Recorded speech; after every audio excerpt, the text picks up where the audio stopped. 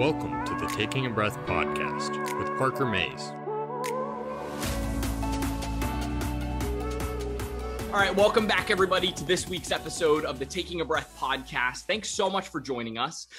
If you're new, welcome. We are in the middle of a little sub-series where I'm talking to personal brand coaches, content creators, entrepreneurs in the brand space, and I'm so excited to have you here. If you are a student leader or entrepreneur, you are in the right place because every single week I'm bringing content that is relevant to help level up your skills.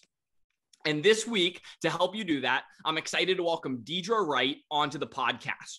She helps professionals become seen and sought after with visibility, income, and career growth. She does this through personal brand coaching and has not only put out content that's been featured thousands, tens of thousands of views on LinkedIn posts, multiple interviews across multiple platforms, including websites like essence.com. And she has been not only someone that I've gotten the chance to follow over the past few months and learn from her content on brand, but also someone that I'm excited to have on today to just learn a little bit more from and hear her story and her journey. So Deidre, thank you so much for being on the podcast today. Excited to share your story and would love for you just to introduce yourself a little bit for the audience here. Thank you, Parker. I appreciate being here. I am Deidre Wright. I'm a personal brand advisor. I help people get seen and sought after. So whether you're a student, a professional, entrepreneur, visibility is so important because we have messages and stories to tell. We have skills to share. We have businesses to run. If we're not seen, it's really hard to be of service to others, and we're not sought after. It's hard to be in demand and command your worth. So I help people do that in various modalities, and I'm just happy to be here. But, I'm a Bay Area native, a mom, a friend, and I'm just happy to be here. Your new friend, Parker. Thank you so much, Deidre. Here's one of the things that I thought was absolutely fascinating when we first met was that you talked about a job that you had where you actually got to essentially get paid to learn industry pain points that you're working in now. Would you tell us a little bit of that backstory and how you got into this industry of personal brand advising? Yes. And I would say every job I've had helped me learn what I'm doing now. And so directly, I think about my last actual job. I had a couple different ones, we can get into that, but my last job, I was a director of Diversity Inclusion Institute for a magazine. It's for the industry I was in previously. And basically doing the work of promoting different events to promote diversity inclusion across the whole industry, which was a major one. I often met chief diversity officers, chief HR officers, and they always complain, we can't find diverse talent. And I'm like, I think that's pretty hard thing to say because I know plenty of people and I'm not even a people manager or a talent person. So my thing is, okay, there's clearly a gap.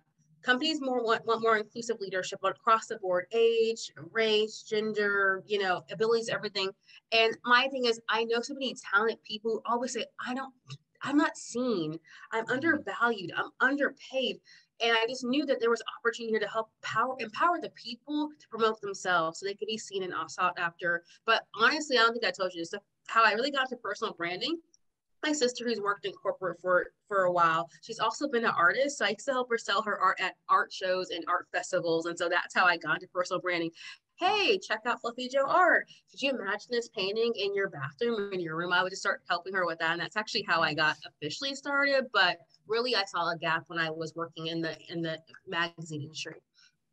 And that's fascinating. And so there's two things there. One, you talk about like this building this network of people that are in higher ups in companies that are looking to both attract diverse talent, but then also, they themselves are trying to build this network so they can hire the right people. So tell us more about that. What were some of the things that you learned when you're in this director level role and you're doing all of this networking and that you are now applying to your role in brand management? Yeah. So the biggest thing is at a certain point, capabilities do not matter. We assume you're capable. If you have a job, you must be qualified. It's all about visibility. The people who promote themselves, the people who get quoted in the magazine, people who get asked to speak, those are the ones who retain high value. Now, the thing is, at a certain point, you get the assumption of capabilities when you're visible. And so I say that because that's my cheat code for success to people of all ages, all backgrounds be seen. And the thing is, you're an expert somewhere. So like, I don't know anything. You know something. So even if you're like entry level, just starting your job, starting your career, can you take notes really well? Can you do a powerful PowerPoint presentation? Like, what can you do really well? And I say this because, for example, I was entry level professional when I was back in insurance broker. When I worked in that industry, I didn't know the industry, but I was creative. And so I remember working on projects like, how do I make an interesting PowerPoint? Well, clients, I found a pain point there. They didn't want the 30-page PowerPoint. So I was like, hey, can I switch this up? And my manager's like, yeah. And actually, a little magazine for them where it was still like the whole business report about risk management, insurance conditions, like the same kind of information, but they were just so jazzed that it was something different. They were like, wow, this is so cool, but really it's just remixing the information. But because I had a different insight and different experience and different skills, I was able to bring that to the table to showcase my value as an entry-level position at that company. That's fascinating. So when you came in, you're seeing these 30-page, 30-slide PowerPoints. You're seeing, okay, no one's really interested and engaged. This is not how they want to consume. So you change that. So let's talk about that because this is something you're obviously an expert at around knowing your audience, right? Yeah. So what are the things that now, as you're in the personal brand space, that you're seeing knowing your audience, how does that change someone's brand or the way that they're presenting themselves? Is it about niching down? Is it about presenting content that's relevant for them? What are you finding for getting your message to that right audience? The key thing is listening. Everybody wants to be a talking head. Nobody wants to be an open ear. I think that the secret is listen to what people keep on complaining about.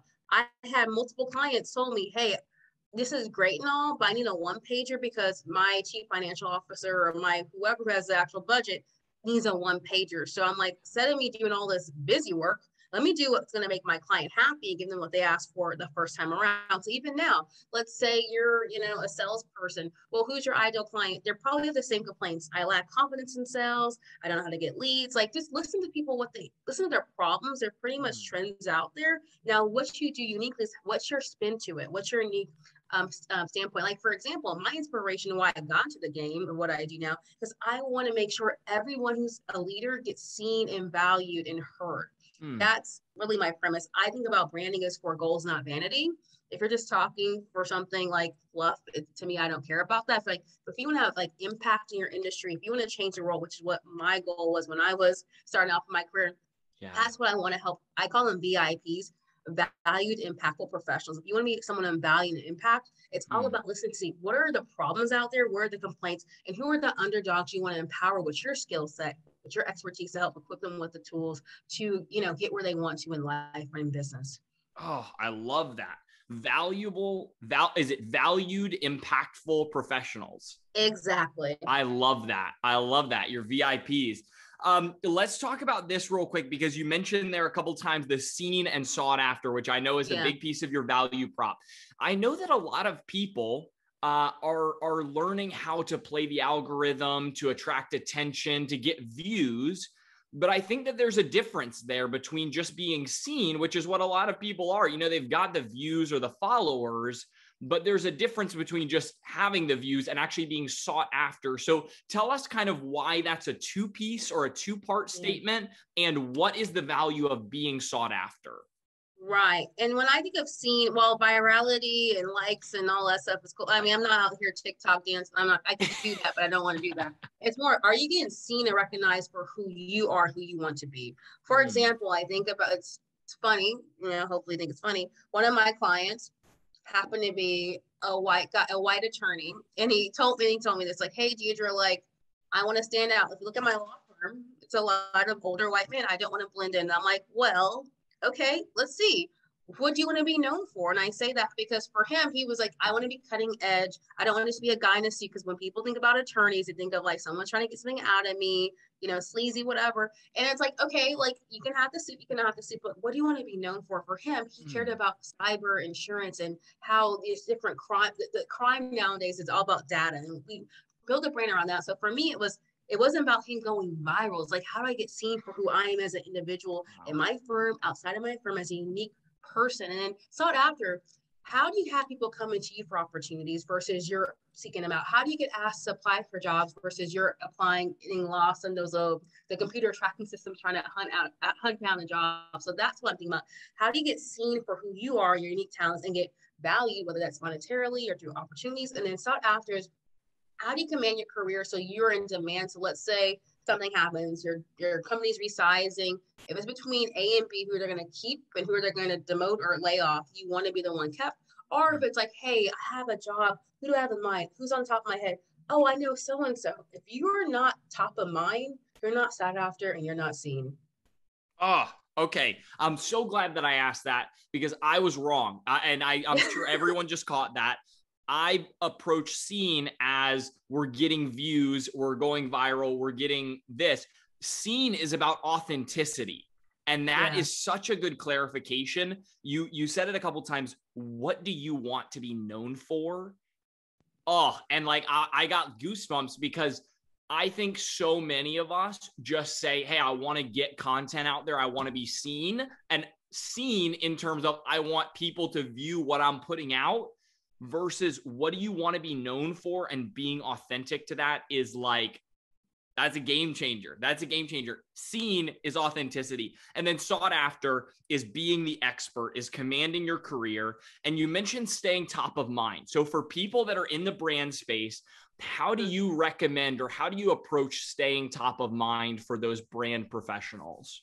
Yeah, your VIPs.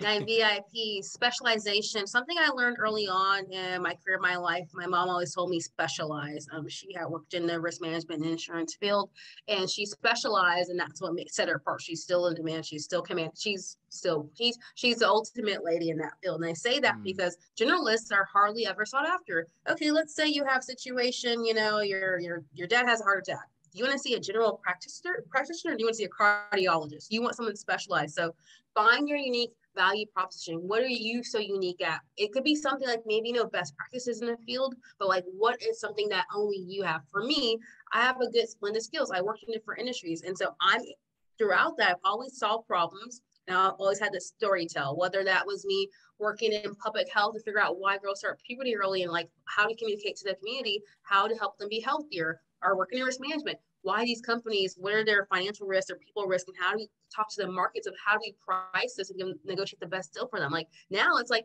how are you as an individual be seen as a leader in your field and sought after for job opportunities or for clients? So that's something I'm uniquely good at and done, make complicated things seem easy.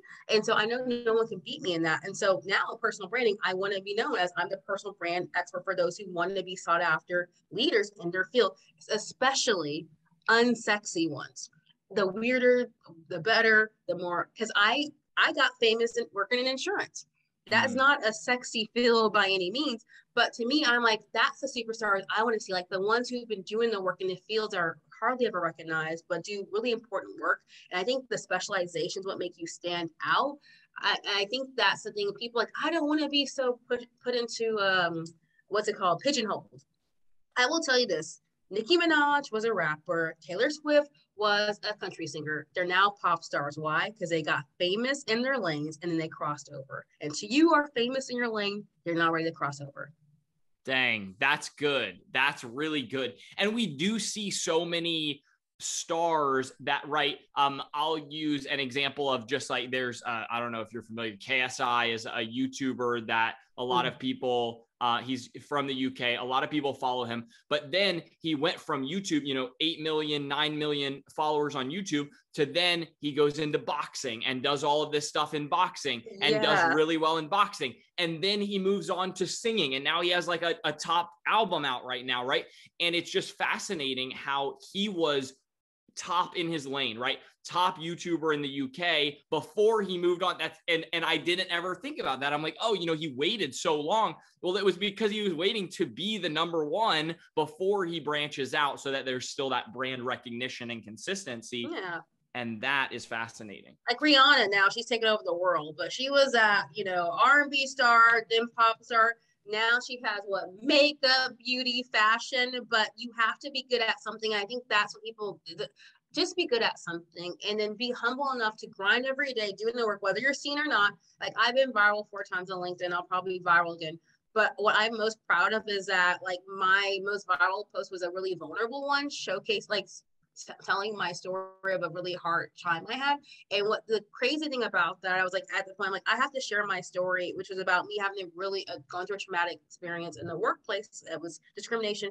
And I shared it because I was like, you guys, we have a lot of issues in the world, but let's figure out how to make it a safe space for professionals so they can do things. And the comments, people talking about, hey, my wife went through this, or I went through this, my friend, it was so much community there. And I say this because sometimes it's like being seen is not always just about the views, but like helping others see themselves in your story by sharing who you are, your unique background. I think that's the most important thing. How do I share my story to be a channel to help others be seen and sought after and feel like their experience is validated too?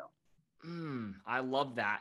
And when you talk about, I know the viral on LinkedIn thing was one of your big, like additional moves in the branding space for you. You talk about vulnerability being a big piece of, I'm sharing my story. You obviously, storytelling in general is a big piece of you. How can people, if they're wanting to be more vulnerable or they're wanting to be better storytellers for content, what was the big shift for you when you started like feeling more comfortable putting it out there? Or was there ever a time where you felt like I'm uncomfortable, like sharing this with the world? Yeah, I think there's always that like gut, like I don't know if I should say it, but sometimes I don't know. I listen to my gut, and it's like, well, your gut's like your second brain. Or and the thing about that, it's like I'm like, you know what? Some stories are worth sharing. Now I have a lot of stories. I don't share them all. Some wins, some losses, but I think it's like understanding the height. Am I okay with good and bad feedback about my story? Because a lot of us, we're like, it's going to be great, but you might have some trolls. So are you willing to take that criticism? If not, don't share that story. Right. Two, is it tied to your higher purpose or your brand? So for me, I was a former diversity inclusion director. So it made sense for me to talk about and also talk about it for the whole branding and how we need more inclusive representation and leadership. But if I talked about some other story that's not related, that doesn't have the same impact, so be mindful of, is this going to boost my brand, hurt my brand in something? And also it's like, what is the point of the story? My point of that story wasn't to talk about like, just to bash the other person or woe is me. It's like, hey guys, my point of that story is like, let's create a safe space. And here's an example. Cause I'm like, that guy is still working at the company. I'm not. And so as much as we talk about all the stuff going on, we have to create safe spaces. And so that was my message. So I say, it's like thinking about what's the story, what's the purpose, in line with my brand, am I okay with good and bad feedback? And if it's okay, yes. And how do you start small? Just tell an example. Hey, I went to go get a cup of coffee and this is what happened. Something small, just kind of build that confidence in storytelling. Right. And over time, you'll get more and more comfortable. And so now I'm like, when I go through hardship, I'm like, dang, it's going to be a good story. I can't wait to see how God's going to really look out for me when I'm on the other side of this. So I say that because I think for us who go through challenges, which everybody, you lose a job, something happens, you break up with somebody, whatever. Right. How do you hold on to that story for later? Like, okay, I'm going to leverage this to inspire other people once I get over the hurdle of this challenge. Yeah. And that's so fascinating because two things. One, it's the repetition of getting more comfortable, just sharing a story, just even if it's just, I was at the coffee shop and someone said my name, someone remembered my name from last time. Right. And that just made me feel so good. And that's why remembering someone's name is such a powerful thing. Even just little things like that. And what you'll find what happened to me when I started doing more of this for the podcast, for example, is I realized like, oh, well, now more times things happen, I remember them to recall for later on because I'm actively thinking about, oh, this would make a good story. Oh, this is like something I could relate to this. So that's something that I always encourage people is as you do more of it, right, then your brain is actively thinking, oh, that happened and I want to share it. Oh, that happened and I want to share it as well. I love that. Mm-hmm. You mentioned like taking criticism, right? And I know that with just being an entrepreneur in general, with just building something of your own. So when you jump in, I believe it was 2020 that you said you jump in full time to doing your own thing and your own and your and the brand management stuff. When you're doing that, did you find that you were had a lot of support from the close friends and network around you? Did you find a lot of resistance from those people? What was your experience? My experience is that I was kind of alone while my loved ones definitely were supportive. I mean, there wasn't, except for my sister, I didn't really know too many entrepreneurs. So Right. even if someone wanted to support me, they've been in corporate all their life. What can they tell me? You know, like they've had that golden handcuff and a different experience. So I graduated in the middle of a recession, different experience than some of the boomers who've been in their jobs for 30, 40 years. So it's a different thing. And for me, I knew I need to make my network of entrepreneurs besties so I can get through this and so I can learn. And part of it's investing in coaching and group coaching programs to like to one, invest in my education, but also invest in my friendships. Like I need people who have the same goals as me. And it was so inspiring because going through the middle of the pandemic and people are so much devastation, but seeing people of all backgrounds, especially young, like have $100,000 launches, 200K, it was like crazy. And I was like, okay, if I can just learn how to do this, I can really make an impact and get paid and be valued for my skill set. So I think that was the game changer, understanding my biggest enemy is my mindset, nobody else. My biggest supporter is myself, you know, because even though my loved ones can want the best for me, they can't relate to my journey. So for those who are on an entrepreneurial journey, especially when you're like the first one in your family, really invest in having a network of entrepreneurs so that you can talk about the highs and lows, because you might get like, hey, I got a 10K sale today, which is great, but you like, you know, you have your peers are making like 50K. You're like, I don't really do my thing. And so it's all about, let's say, context. I think that's the biggest thing. And then criticism, so important to get feedback and invest. People can get like real feedback. So one thing that I take all my clients through, having to go through a personal brand audit so they can get feedback about what behaviors are they exhibiting that are going to help propel their success and harm their success. And I think that's the most, like, that's been like one of the most eye-opening things. One of my clients, I went through the exercise with her. She's like, I don't know if I can do this, Deidre. I'm like, you're gonna have to do it. And she's like, it's been 10 years since I asked for feedback. I'm like, 10 years? What? We're definitely gonna do this, right? Dang. And she did it. And the craziest thing is there was more positive feedback than negative. And the negative, like, we kind of knew what it was. Like, she had to work on her confidence, whatever. And I'm like, so was it worth it waiting 10 years to realize how great you are? Wow. Because I don't think it was. So that was like the biggest aha. It's like sometimes we think about criticism for the negative side, but it's like, what are we missing out on by not asking for that feedback? Yeah. And that's huge. And it's the positive, it's hearing what people are liking, but it's also where I for growth. It goes back exactly what you talked about in terms of listening, right? When you talked about how to grow the brand or how to build your audience or how to even know your audience, it's about listening. And part of that is, so it kind of comes full circle there, which I love. One thing that I've been doing for the past couple episodes in the mini series is just getting a hot take from people. And so the first one, I was talking with a copywriting expert and I asked her about the future of AI copywriting. The second one, I was talking with a YouTube brand expert and I asked him about YouTube Shorts, which is the new feature that YouTube has come out with, right? Now for yours, I have a question about young people entering this like social media marketing and coaching space, right? Because there's a lot of people that I see and I know them, right? Like I know and interact with them that are jumping into the coaching space for content creators or all of these things. I'm curious because you have been in the space for a lot longer than some of these people who are like in college or just graduating college. Do you think that someone who is in college or has just graduated has the experience needed to jump in and do coaching for like people who are interested in building personal brand or interested in building any type of like social media following? Just curious to get your take on that for someone who's younger or less experienced. You know, something I say is every expert has an audience. The key thing is understanding who are you helping out. I'm saying if you're just starting off, you want to do personal branding for, you know, seasoned professionals with 50 years experience, maybe not, depending on the actual niche area. You're helping them with like social media or TikTok, like things that are like really, you know, tangible that you know. But I think that there's opportunity for all. My prediction is going to actually be a rise in entrepreneurship. When I graduated, it was a big push of, you know, you go to college, get a good job, you work there forever, you know, retire, get Social Security, although we need like, we don't know if we're going to get that. But that was kind of like that was a dream, that was a lie. Right. I think now the new generation seeing I can actually monetize my brand. I actually can use monetizing my brand to get a dream job later. Maybe I want to do a gap year. Maybe I don't want to go to college. Maybe there's a cheaper route I can do to learn a trade and teach people how to do the trade.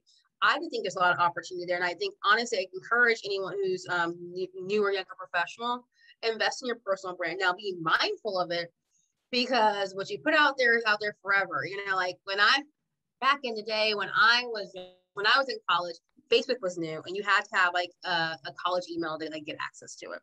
So, you know, people put up party pictures, whatever. Those party pictures are still out there.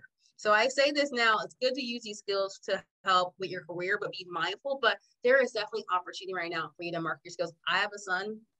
As soon as I want to, he's 8 years old. I want to motivate him, like, hey, dude, let's start marketing and monetizing your skills. You want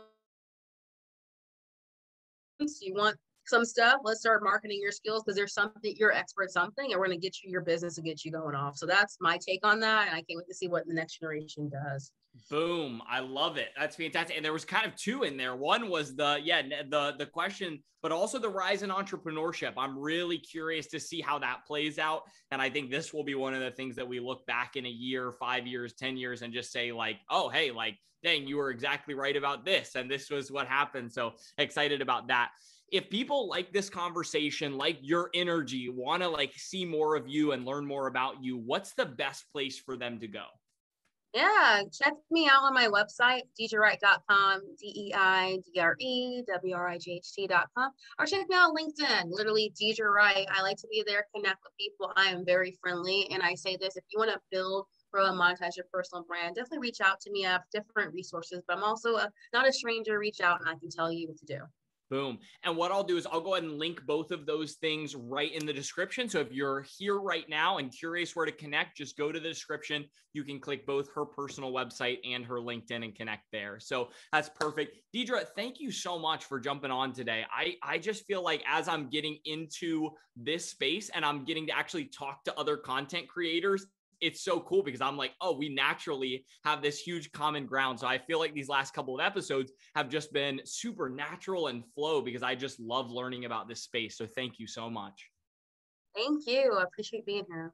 Of course. All right. And if you are watching, listening, make sure to check us out at Taking a Breath Podcast on Instagram. We're going to put out the weekly clips and content there, so you can always see that. And other than that, we will see you again next week to finish off our Content Creators and Coaches series. See you then. Thanks for listening to the Taking a Breath Podcast with Parker Mays.